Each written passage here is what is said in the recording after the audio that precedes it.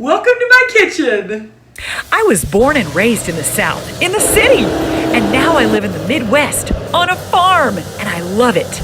Other things I love are Jesus, my family, and everything food. I'm so glad you decided to join me today. Did y'all have a wonderful Thanksgiving? We had a wonderful Thanksgiving and I'm still so thankful. I'm still in the Thanksgiving spirit.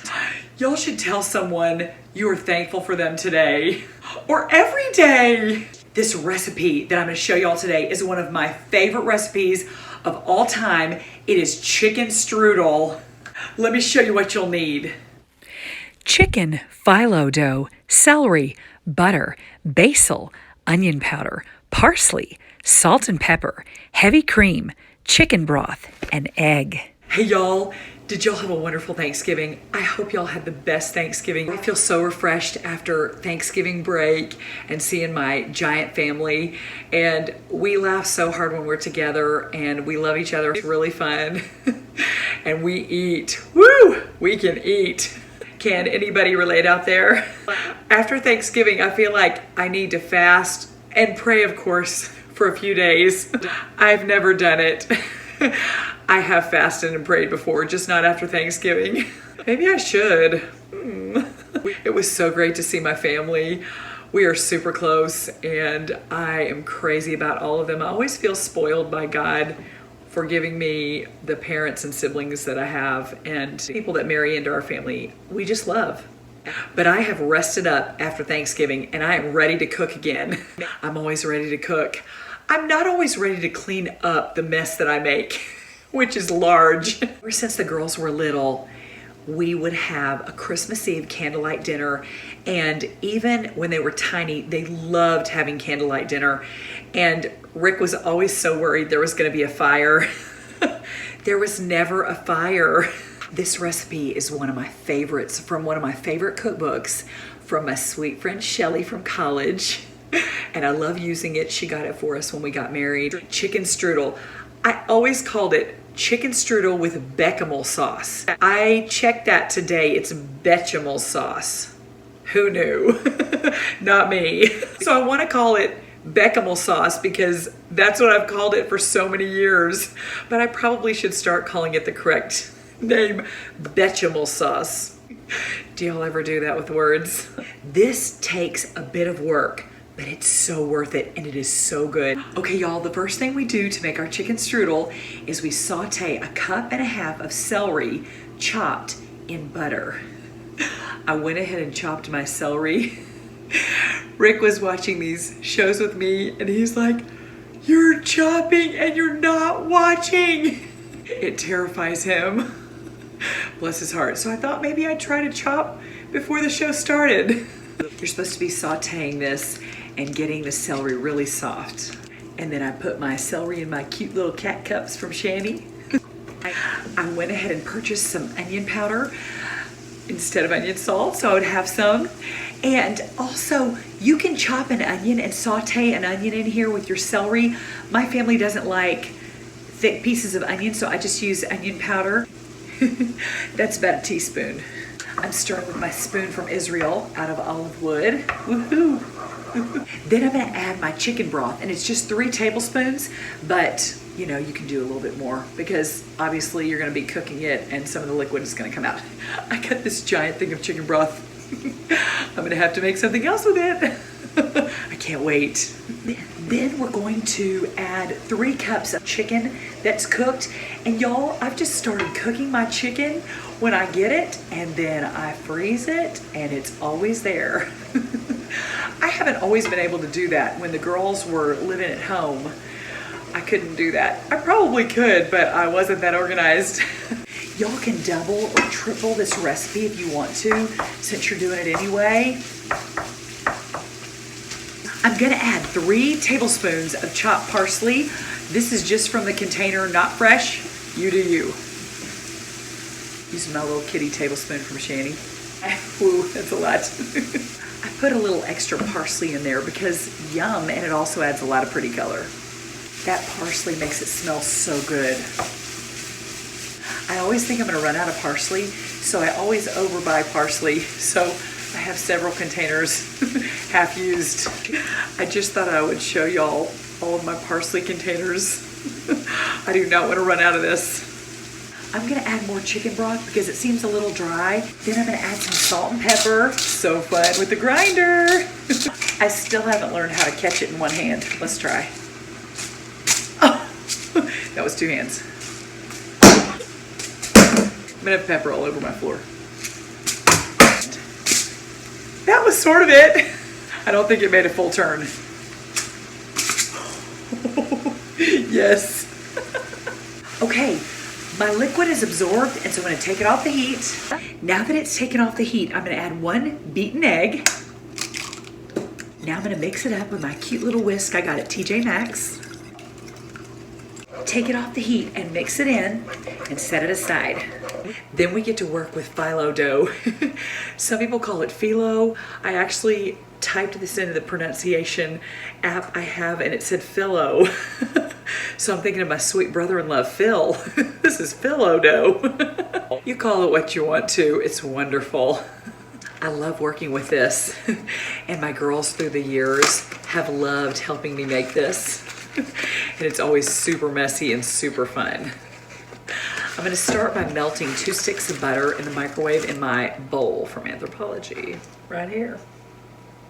Y'all probably won't need 2 sticks of melted butter for this to brush on the phyllo dough, but I like to have extra because it's terrible if you run out in the middle, and more is more. I hear a tractor going by. Rick is shredding.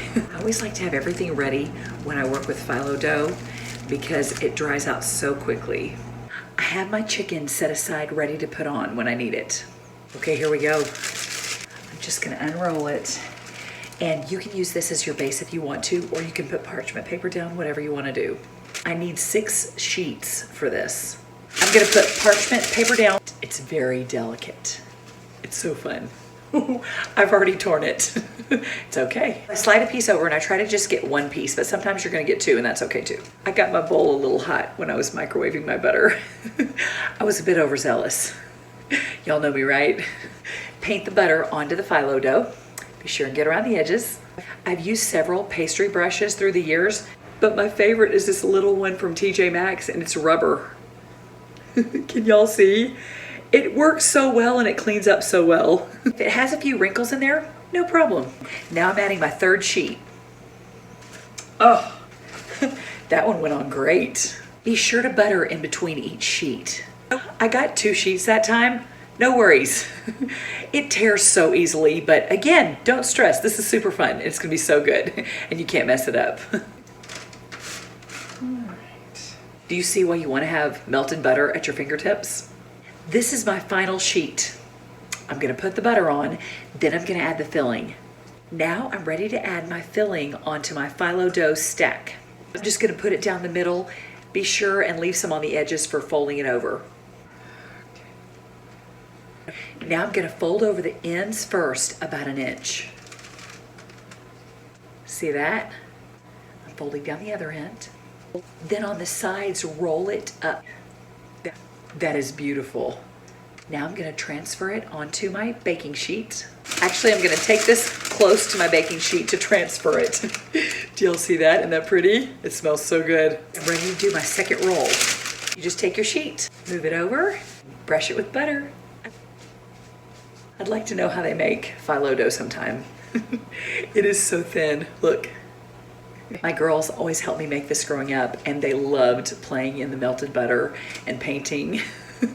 It was so fun. One year we had put our strudel rolls on a cookie sheet with no lip.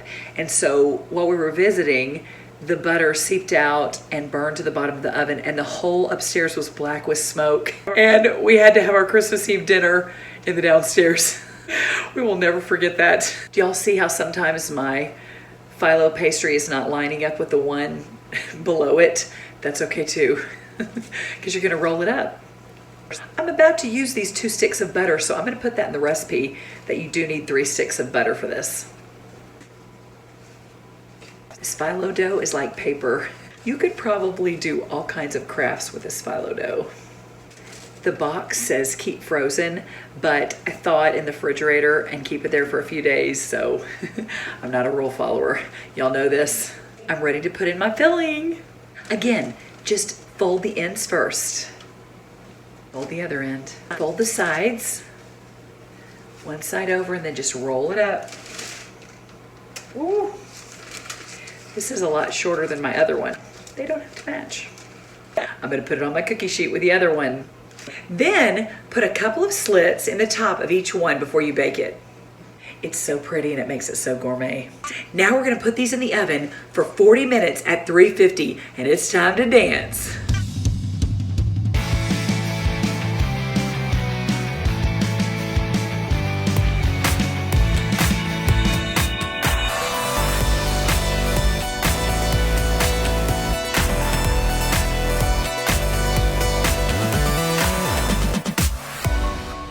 Like I said, I call it Béchamel sauce ever since the girls were little, because, I mean, it's okay. Call it what you want to.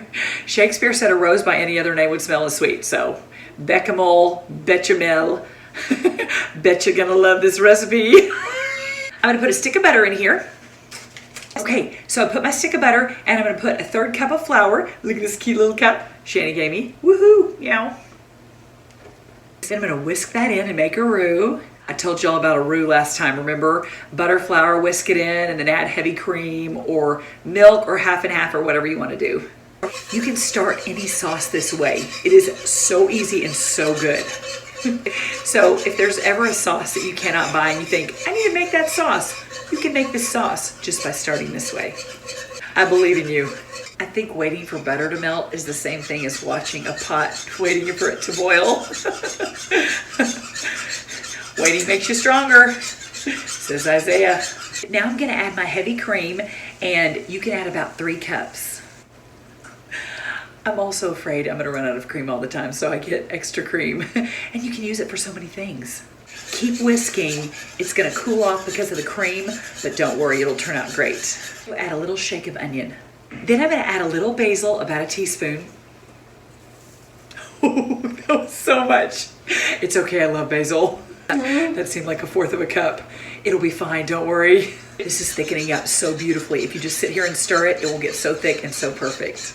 It's almost ready. I'm so excited. Can y'all see how pretty this is? Wow, so great. We're ready to put it over our strudel. I gotta take that out of the oven. Okay, y'all, I just took these out of the oven. They smell so good. I cannot wait to eat them.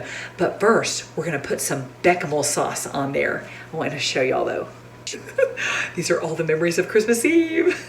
I'm getting excited about Christmas. Are y'all getting excited about Christmas? Okay, let's get that sauce. Now I'm gonna pour the sauce on. Oh, oh wow. Do y'all see this? This is so good. I wish y'all could eat this with me. I may have poured a little too much sauce, but truly, is that a thing? I say no. No such thing as too much sauce. Y'all, thank you so much for being with me today. It was so much fun making chicken strudel with Béchamel, or whatever you want to call it sauce. Don't forget to thank Jesus and enjoy. See you next time.